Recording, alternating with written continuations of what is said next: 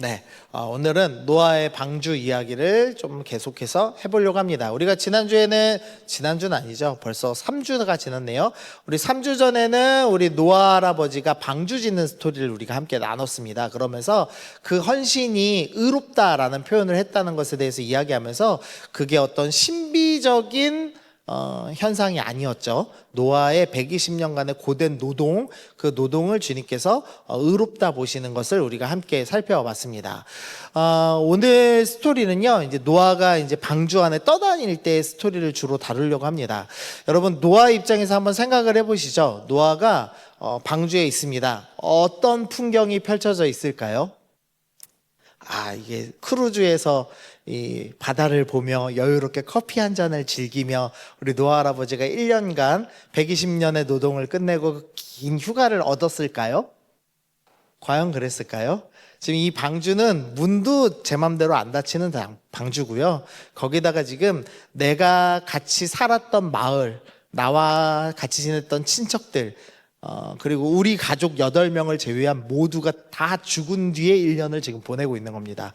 근데 그 모두를 죽였던 물이 줄지 않고 막막하게 계속 펼쳐져 있는, 그래서 아무것도 없이 물만 가득한 공간을 지금 떠다니고 있는 겁니다. 희망의 땅이 절대 보이지 않고 절망의 물만 보이는 그 상황 속에서 나는 과연 어떻게 했을까?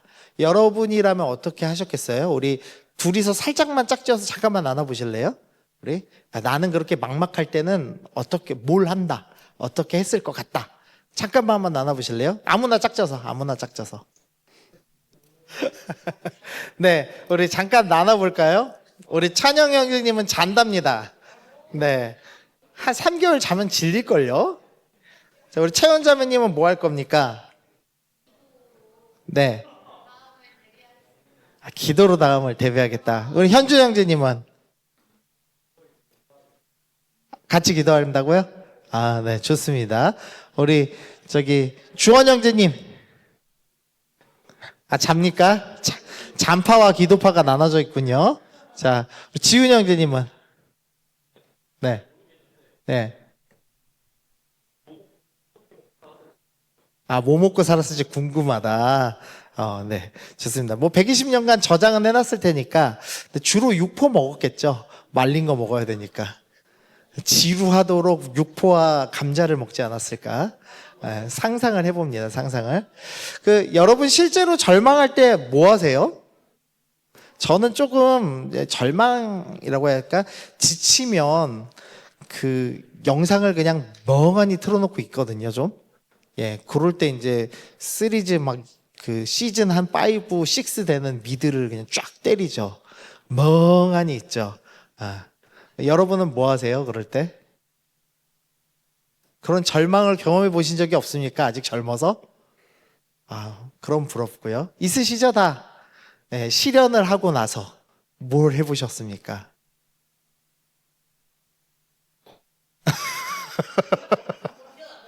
네. 네. 저는 실현은 안 해봤어요. 저는 첫년애가 우리 집사람이라. 네. 유일하게 그래도 하나 실패하지 않은 게 있습니다. 네. 네. 어쨌든 좀 재밌게 나눴지만 이 절망의 순간에 노아는 뭘 했는지를 오늘 이제 살펴보도록 하겠습니다. 먼저는 이제 홍수 스토리만 조금 잠깐 좀 살펴보면은요. 7장 11절입니다. 노아가 600세 되던 해 둘째 달, 그달 11의 날이라. 벌써 조금 딱딱하죠. 숫자가 많이 나오죠. 저는 노아가 분명히 MBTI가 TJ다. TJ 성향이고 분명히 문과 이과가 있었다면 이과였을 것이다. 숫자를 아주 정확히 기록합니다. 근데 그날에 600세 되던 날 둘째 달 11의 날에 큰 기품의 샘이 터지며 하늘의 창문이 열렸다라는 표현이 있습니다. 이게 이제 기품의 샘이 터졌다 그러니까 땅에서 물이 쏟아져 나오고 하늘의 창문이 열렸다라고 하니까 아마도 하늘에 물층이 있어서 물이 쏟아졌을 것이다. 이렇게 추측하기도 해요. 정확히는 알지 못합니다. 다만 좀 힌트가 되는 말씀이 이사야서에 나오는데요.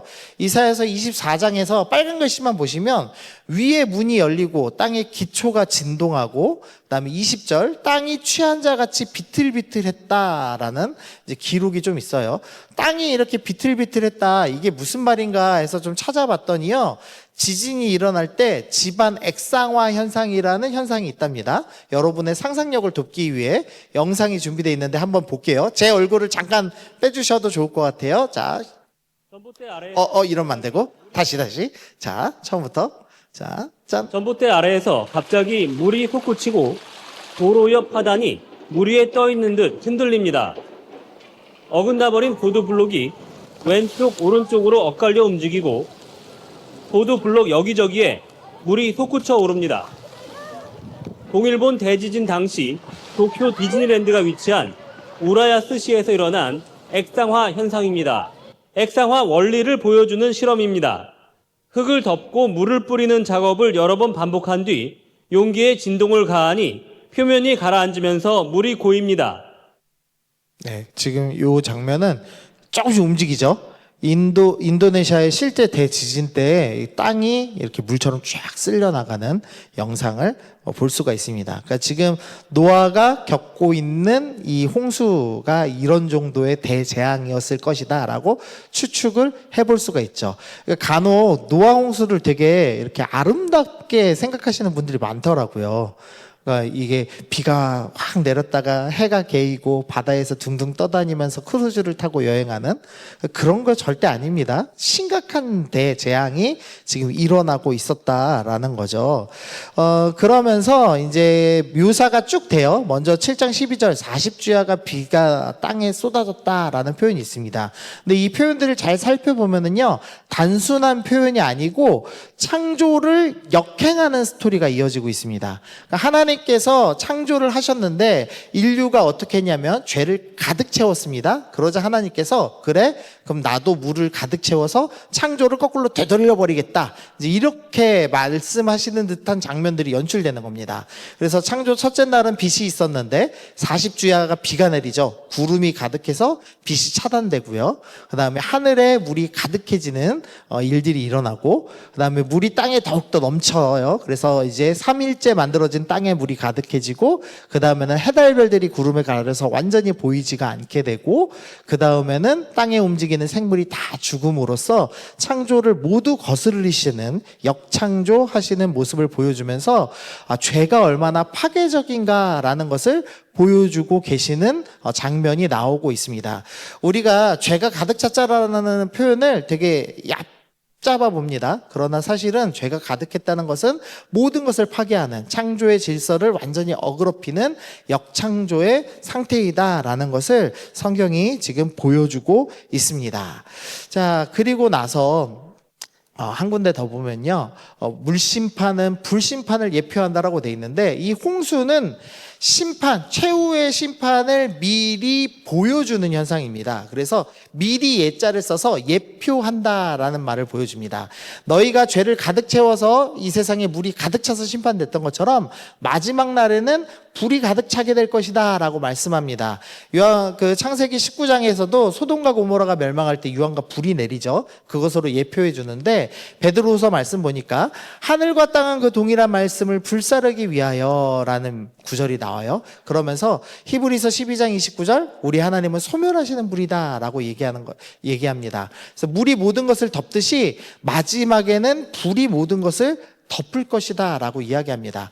홍수 심판이 일어난 이유는 우리에게 불심판이 있다는 것을 미리 보여주시는 사건입니다.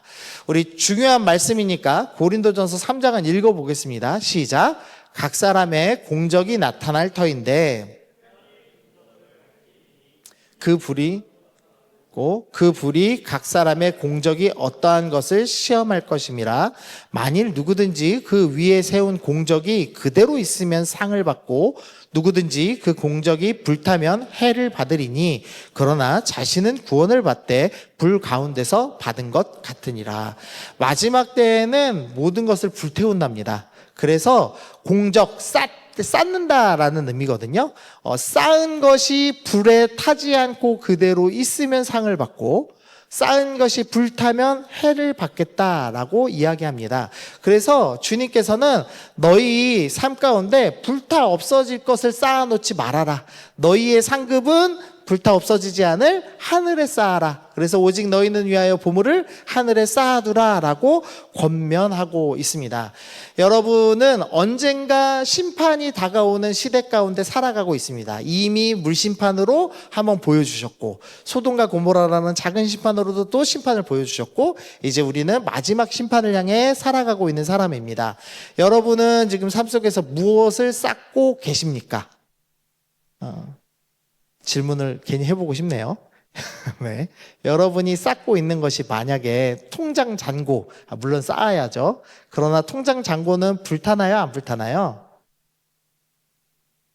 디지털이라 안 불탄다고 생각하시나요? 네. 천국에 쌓이지 않습니다. 천국 가시면 다 소용없습니다. 우리 주식, 네. 아무리 삼성전자가 높이 올라가도 여러분 죽을 때 못 갖고 갑니다. 아멘? 주식이 없구나. 네, 우리가 이 땅에서 심판받을 존재라는 걸 늘 기억하고, 이 땅의 것이 아니라 하늘의 것을 쌓아야 되겠다. 이것이 이제 심판을 보면서 처음 생각해야 될 이제 생각이죠. 자, 그 다음에 이제 노아의 입장에서 이제 이 심판의 이제 그림을 좀 살펴봅시다. 먼저 이 노아가 당하는 지금 홍수 중에서 하나님께서 하시는 행동이 먼저 나옵니다. 우리 창세기 8장 1절 제가 읽어볼게요. 하나님이 노아와 그와 함께 방주에 있는 모든 들짐승과 가축을 기억하사 하나님이 바람을 땅 위에 불게 하심에 물이 줄어들었다라고 이야기합니다. 이제 드디어 홍수에서 물이 줄어드는 스토리가 시작이 됩니다. 근데 우리는 어떤 혼나는 것에서 은혜를 경험하는 순간이 나의 의로움 때문에 올 거다라는 기대를 합니다. 내가 기도를 많이 하고 내가 좀 더 의로우면은 뭔가 좀 은혜를 받지 않을까? 이런 생각을 해요. 그러나 심판에서 구원이 전환되는 그 출발점은 노아의 간절한 기도나 의로움에서 출발하지 않고 뭐에서 출발했죠? 기억하심에서 출발했다라는 것을 우리가 염두해야 됩니다. 그러니까 우리가 의로워서 구원을 이루어낸다라는 것은 불가능한 겁니다. 그러면 하나님께서 기억하셨다고 했는데 뭘 기억하고 계시는가? 출애굽기 2장에서도 보시니까 하나님이 그들을 기억하셨습니다. 또 출애굽기 32장 아브라함과 이삭과 이스라엘을 기억하소서라고 하면서 기억에 대한 이야기가 많이 나옵니다. 근데 그 기억은 무엇을 기억하는 것이냐? 파란색 글씨인데요. 내가 허락한 이 온 땅을 너희 자손에게 주어 영원한 기업이 되게 하리라 라는 말씀이 있죠. 하나님께서 이 말씀을 아브라함에게 먼저 하셨습니다. 야, 내가 너희 자손 구원해 줄게 라고 말씀하셨어요. 그리고 그 말씀을 기억해 주세요. 아브라함에게 약속하셨고 이삭에게 약속하셨고 이스라엘에게 약속하셨던 그 약속을 기억해 주세요라고 이 출애굽기 32장에서 모세가 기도를 합니다. 그러자 14절에서 여호와께서 뜻을 돌이키사 말씀하신 화를 그 백성에게 내리지 아니하니라라는 스토리가 나오고 있습니다. 이 성경에서 기억하다라는 단어는요, 전문 용어예요. 그냥 뭐 누구를 생각했다, 추억했다 이런 말이 아니라 언약, 약속을 기억하시고 신실하게 지키신다는 의미의 전문 용어입니다. 그래서 구원이란 단어가 나올 때 항상 기억하다가 나오면 하나님께서 약속을 기억하시고 구원하십니다라는 스토리입니다. 노아가 의로워서 구원받은 것 아닙니다. 노아가 의로워서가 아니라 하나님이 약속하신 것을 지키시기 위해서 우리를 구원하고 계신다라고 이야기를 합니다. 그럼 하나님은 어떤 약속을 기억하고 계시는가? 누가복음 22장에 보니까 내 피로 세우는 새 언약이다라고 말씀합니다. 주님께서 십자가상에서 피 흘리심으로 그 하나님과 우리 가운데 언약을 맺으셨어요. 어떤 언약이냐? 예수님께서 이 아이를 대신해서 내 피를 흘렸으니 이 아이 용서해 주십시오라고 언약을 맺으시죠. 그래서 하나님께서는 늘 예수님과 맺으신 그 새 언약을 기억하시고 우리를 구원하시는 분이라고 이야기를 합니다. 왜 이렇게 자꾸 말씀드리냐면요, 여러분 평생 의롭게 사실 수 있나요?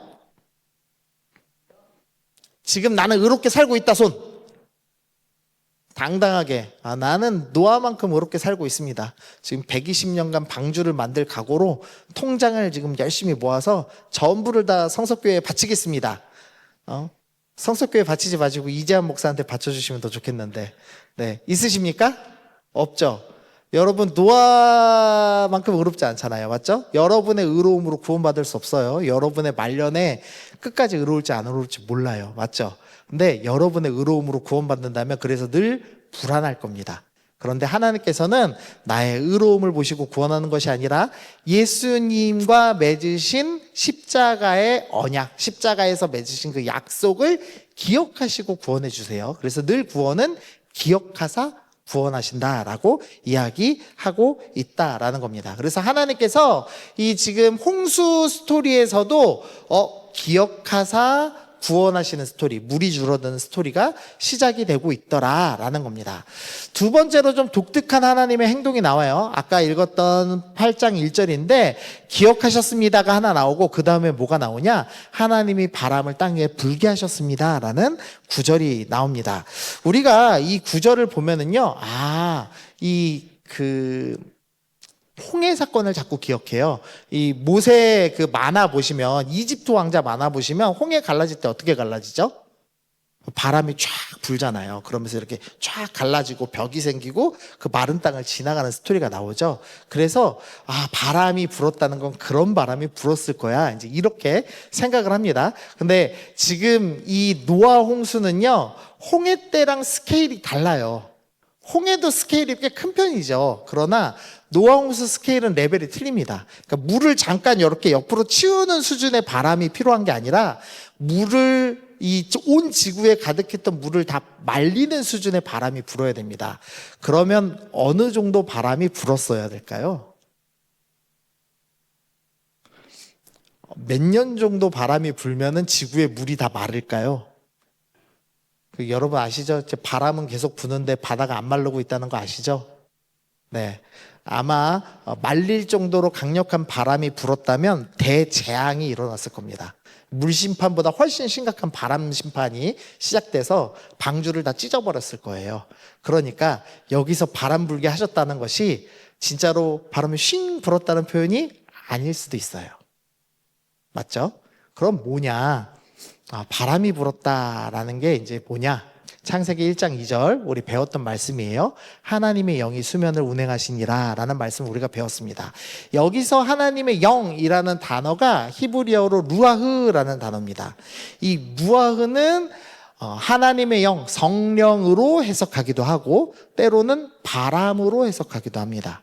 그래서 여기에서의 바람은 물론 실제로 바람도 불었겠죠. 그러나 진짜 물을 말릴 수준의 자연현상을 의미하는 것이 아니라 하나님의 영이 다시 수면 가운데 임하시는 것. 원래 하나님의 영이 수면에 임하시고 창조가 일어났죠. 그랬는데 인류가 죄를 가득 채워서 역창조가 일어났어요. 다시 그래서 물로 인해서 모든 게 파괴됐습니다. 그런데 다시 성령께서 오셔서 창조의 역사를 행하시는 장면이 나오기 시작하는 겁니다. 그래서 루아흐, 바람이 임하면 구원의 역사가 시작되는 스토리가 지금 나오고 있는 겁니다.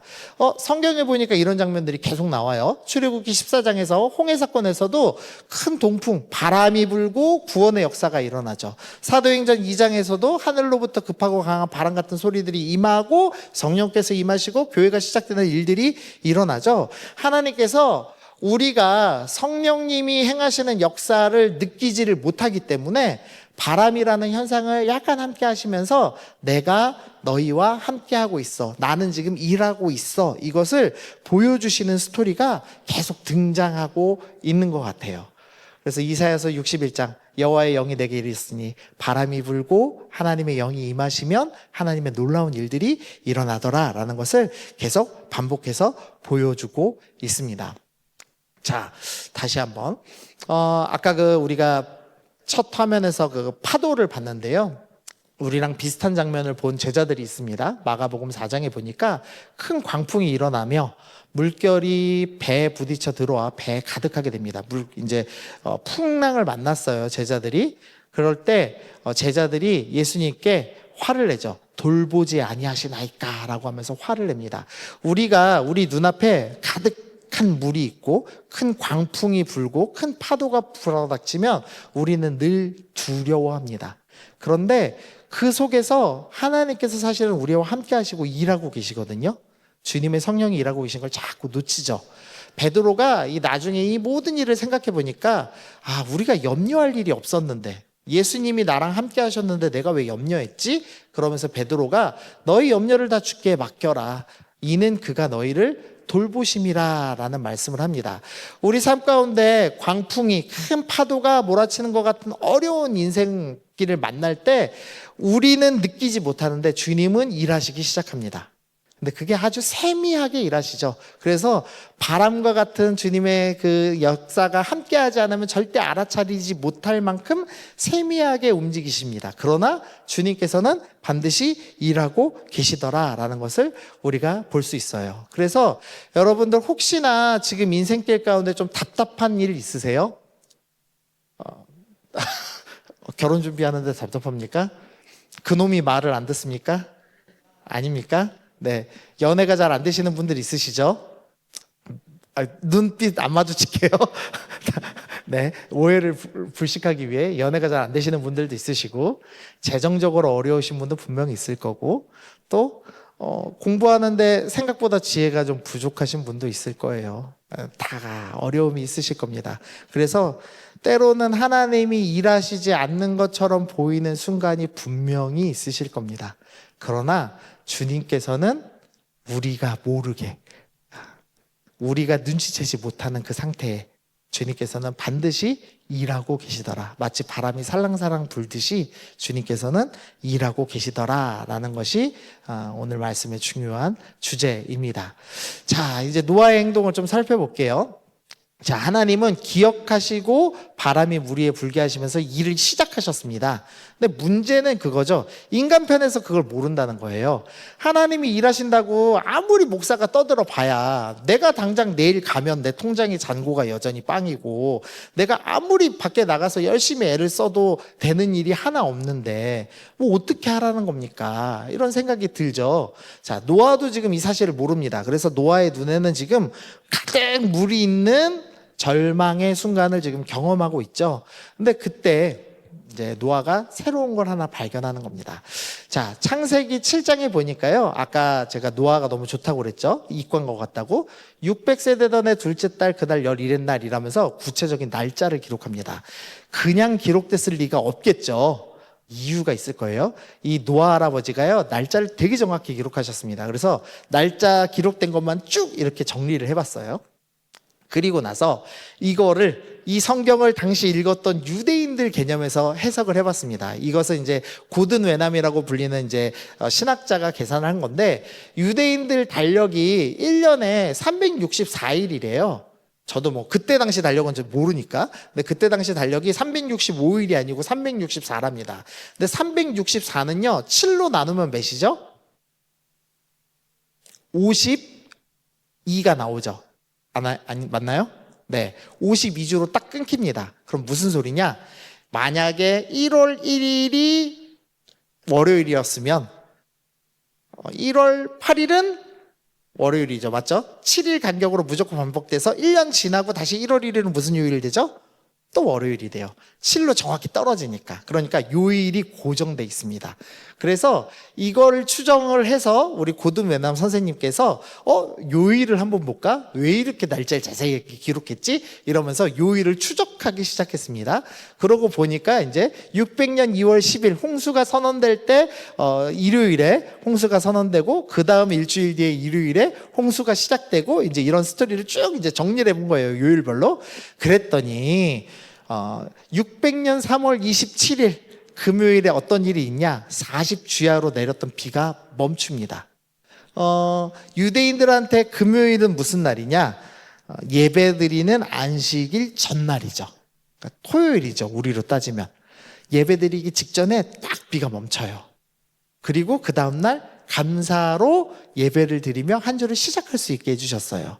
또 600년 7월 17일 금요일 날 또 150일간 물이 계속 높아졌는데 물 수위가 처음으로 낮춰지는 그 시점, 그날도 딱 금요일입니다. 그래서 이제 물이 줄어드는 하나님의 은혜를 경험하게 됐구나라는 것을 금요일 날 딱 경험하고 안식일 날, 토요일 날, 우리로 따지면 주일에 또 예배 드릴 수 있게 하십니다. 하나님께서 이 소망이 없는 물만 가득한 땅이기 때문에 하나님께서 이 금요일 날 딱 멈추게 하시고 예배 드리는 때에는 그래도 하나님이 우리를 생각하고 계셔. 우리를 구원하실 거야. 라는 기대와 소망을 갖게 하시려고 이렇게 날짜를 좀 정해 놓으신 것 같아요. 좀 하나님 좀 생각보다 섬세하시지 않나요? 네, 하나님이 되게 섬세하신 분입니다. 형제들이요, 섬세한 남자가 사랑받습니다. 아멘을 안 하니 이게 다 사랑 못 받죠. 네. 자, 어쨌든 노아 할아버지가 이 숫자에 예민하셔서 이걸 느낀 것 같아요. 그리고 나서 생각을 한 겁니다. 지금까지 방주에서 정말 쓸모없는 게 있었거든요. 하나님이 만들려고 했는데 정말 쓸모없는 거, 그게 뭐냐? 창문이었습니다. 창문. 40주야 비가 내리는데 천둥과 번개가 내리치고 온 지구에 물이 가득해지는 대재앙 수준의 비가 내립니다. 창문이 있는 것은 노아 할아버지한테 행복한 일이었을까요? 나쁜 일이었을까요? 생각해 보신 적 없죠? 창문이 있는데 비가 40일 동안 내린다고 생각해 보세요. 물이 샜을까 안 샜을까? 새지 않았을까요? 새는 건 둘째치고 그 천둥번개 소리 밤낮을 내리치는데 창문이 없으면 그래도 좀 낫잖아요. 덜 무섭잖아. 창문이 있어서 비가 계속 내리는 것도 확인되고 천둥번개 치는 것도 확인되고 그 소리도 다 들렸을 거 아닙니까? 그러니까 얼마나 답답했겠냐고요. 이딴 걸 왜 만들라고 하셔서 내가 왜 이렇게 힘들게 살아야 되나 아마 그 생각했을 거예요. 그랬는데 하나님께서 은혜 베푸시는 걸 보면서 창문을 왜 만들라고 하신지 깨달은 겁니다. 그래서 8장 6절 40일이 지나서 노아가 방주에 낸 창문을 엽니다. 그리고 희한한 행동을 하나 하는데 까마귀를 내놓는 스토리가 시작이 되고 있는 겁니다. 그래서 이때부터 새를 날리는 스토리가 시작돼요. 1월 10일 주일날, 그러니까 노아로 따지면 토요일 안식일 날 예배 드리고 우리로 따지면 월요일 날 까마귀 처음 날리고 그 다음 주에는 비둘기 날리고 월요일 날, 또 그 다음 주에는 또 월요일 날 비둘기 날리고 또 그 다음 주에는 또 비둘기 날리고, 그래서 월요일마다 예배를 드리고 소망을 확인한 그 다음 날부터 계속 새를 날리는 스토리가 시작이 되고 있는 겁니다. 자, 헬무트 틸리케라는 목사님이 이런 얘기를 하셨어요. 노아가 비둘기를 내보낸 것은 그의 하나님에게 이런 메시지를 보낸 것이나 마찬가지입니다. 나는 아무것도 볼 수 없지만 당신을 기다리나이다. 이 새를 날린 것이 소망의 행동이고 믿음의 행동이었다라고 평가하는 겁니다. 왜 그런지 한번 보죠. 자, 우리 아까 읽었던 말씀인데요. 두 가지 질문 드릴게요. 하나는 비둘기를 내놓은 목적을 찾으시는 거고요. 하나는 까마귀를 내놓은 목적을 찾는 겁니다. 자, 먼저 여기서 이 말씀에서 비둘기를 창문에다가 날린 이유를 한번 찾아보시죠.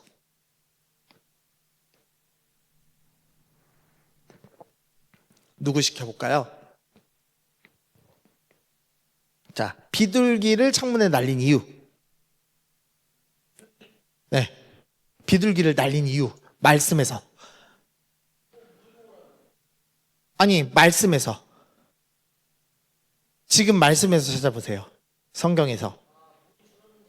그렇죠. 비둘기를 내놓은 이유는 8절에 보시면 그가 또 비둘기를 내놓아 지면에서 물이 줄어들었는지를 알고자 함입니다. 그러니까 비둘기를 내보낸 거는 실용적인 목적이 있어요. 물이 줄어서 뭐 감람잎을 들고 오든지 뭔가를 갖고 오겠지, 이걸 확인해야지. 그래서 물이 줄어들었는지 보려고 비둘기를 내보냈습니다. 자, 그러면은 까마귀를 내놓은 목적은 뭡니까?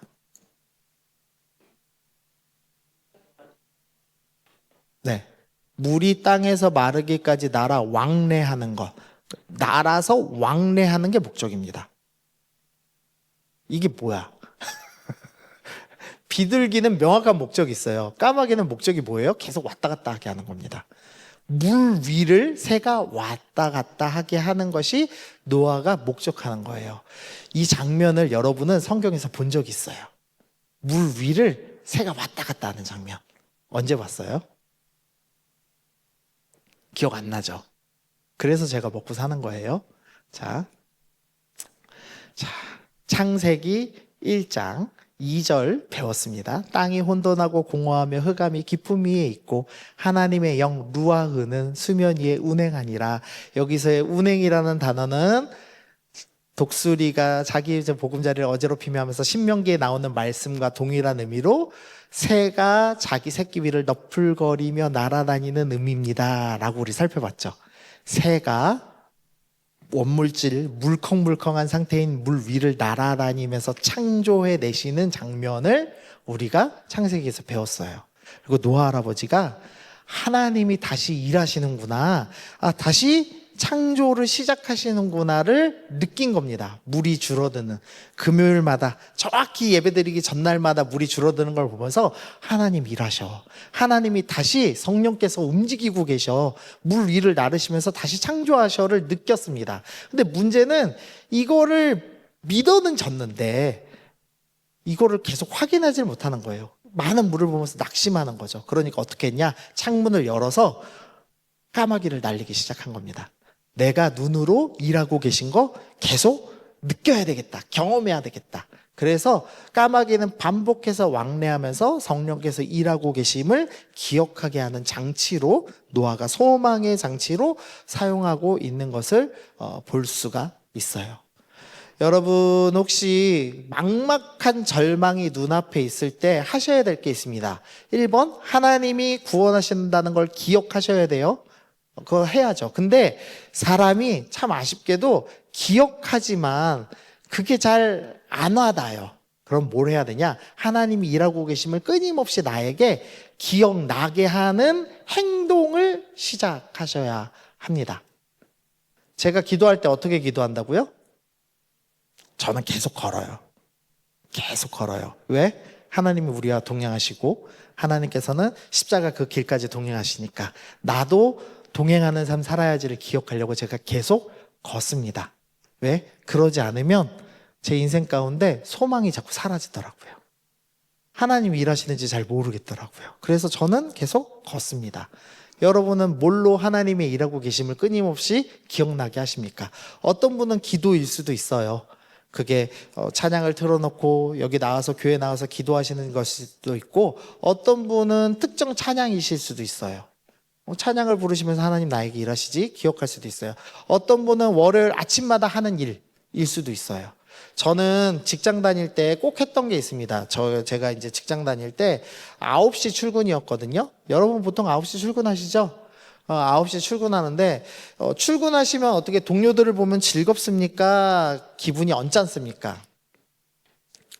네, 언짢지 않으세요? 내가 이 그지 같은 데를 또 나왔다니, 그래서 이 그지 같은 놈들을 또 만난다니, 그게 너무 화가 나잖아요.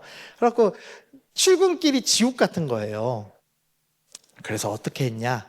출근을 일찍 하기로 결심했습니다. 6시 출근을 시작했습니다. 6시에 차를 타고 부항 가고 7시에 도착을 합니다. 7시에 도착하면은요, 묵상을 먼저 해요. 1시간을 묵상을 합니다. 그 다음에 뭐 했냐? 8시에 커피를 내렸습니다. 직원들은 커피 향을 맡으며 출근하는 거죠. 네.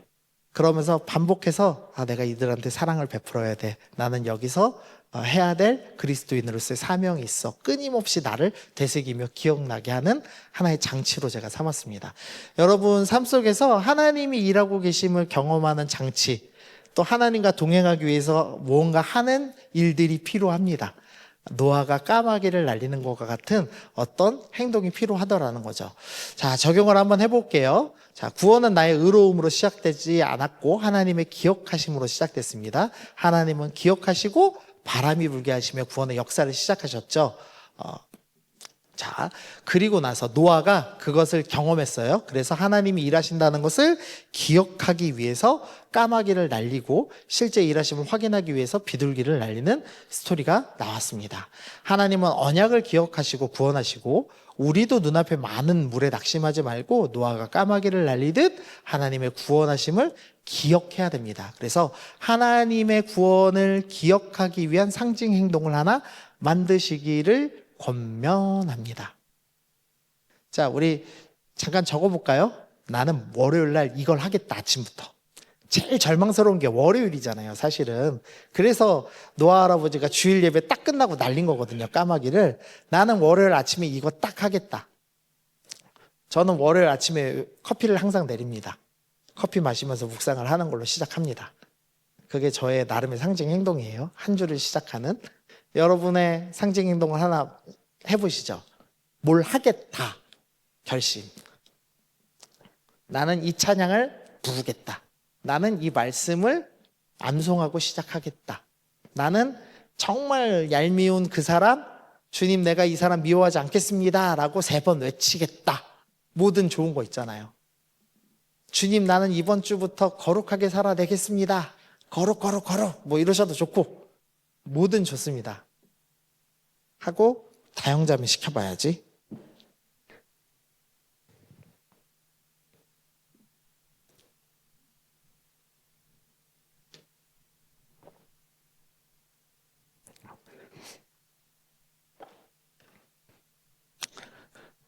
네, 우리 찬양팀 나오시면서 우리 다영자매님 한번 답을 해볼까요? 자, 나는 믿음의 삶을 살기 위해서 노아가 까마귀를 날렸듯이 나는 월요일 아침부터 이거 먼저 하겠다. 뭐 하겠습니까? 네. 네. 네. 네. 네. 네. 찬양을 틀고 기도를 짧게 하겠다. 아침은 몇 시인 거예요? 지금 11시는 아니죠? 몇 시예요? 네. 10시. 좋습니다. 사람마다 뭐 기상시간이 다르니까 우리 10시 전에는 일어나서 내가 찬양 틀고 기도로 시작해 보겠다. 좋습니다. 우리 민재 형제님. 네. 네. 좋습니다. 하나님의 부르심이라는 찬양으로 나는 하루를 시작하겠다. 너무 좋습니다. 수지자매님. 낙심의 눈이 가득한 지금 수지자님. 네. 아닌 거 알아요. 농담이에요. 예. 자, 나는 뭘로 하루를 믿음으로 시작해 보겠다. 네.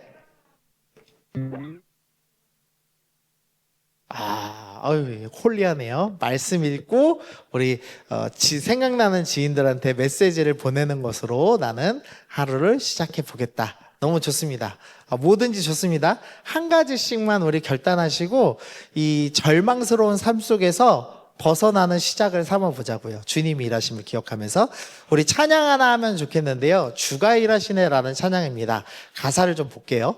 날이 저물어 갈 때, 빈들에서 걸을 때, 먹을 게 없어요. 빈들에서 내 힘으로 안 될 때, 빈손으로 걸을 때, 그때 이 찬양이 주가 일하시네, 주가 일하시네. 주님 일하시는 거 눈에 안 보입니다. 근데 그래도 주님은 일하고 계셔라는 것을 다시 되새기는 찬양입니다. 이 찬양 하시면서 주님 나도 내 삶 가운데 주님이 일하심을 끊임없이 기억하고 다시 한번 소망의 삶을 살아내겠습니다. 우리 그렇게 결단하시면서 함께 찬양하겠습니다.